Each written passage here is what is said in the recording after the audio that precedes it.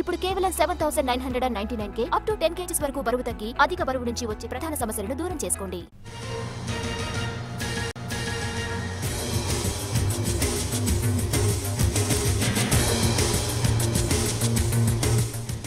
విడాకులు తీసుకున్న ముస్లిం మహిళలు కూడా భరణానికి అర్హులేనని సుప్రీంకోర్టు తేల్చి చెప్పింది.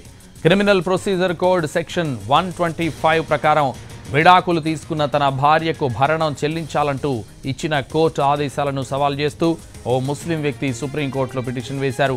విచారణ జరిపిన జస్టిస్ నాగరత్నం ధర్మాసనం ఆ పిటిషన్ను కొట్టేసింది.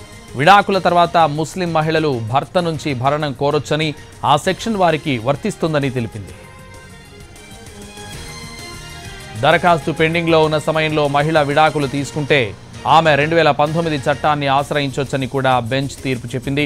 భరణం కోరే చట్టం కేవలం పెళ్లైన మహిళలకే కాకుండా మహిళలందరికీ చెల్లుబాటు అవుతుందని సుప్రీంకోర్టు స్పష్టం చేసింది.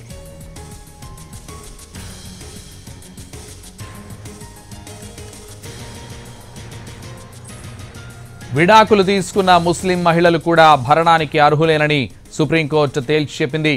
క్రిమినల్ ప్రొసీజర్ కోడ్ సెక్షన్ 125 ప్రకారం విడాకులు తీసుకున్న తన భార్యకు భరణం చెల్లించాలంటూ ఇచ్చిన కోర్టు ఆదేశాలను సవాల్ చేస్తూ ఓ ముస్లిం వ్యక్తి సుప్రీంకోర్టులో పిటిషన్ వేశారు. విచారణ జరిపిన జస్టిస్ నాగరత్నం ధర్మాసనం ఆ పిటిషన్ను కొట్టేసింది. విడాకుల తర్వాత ముస్లిం మహిళలు భర్త నుంచి భరణం కోరొచ్చని, ఆ సెక్షన్ వారికి వర్తిస్తుందని తెలిపింది.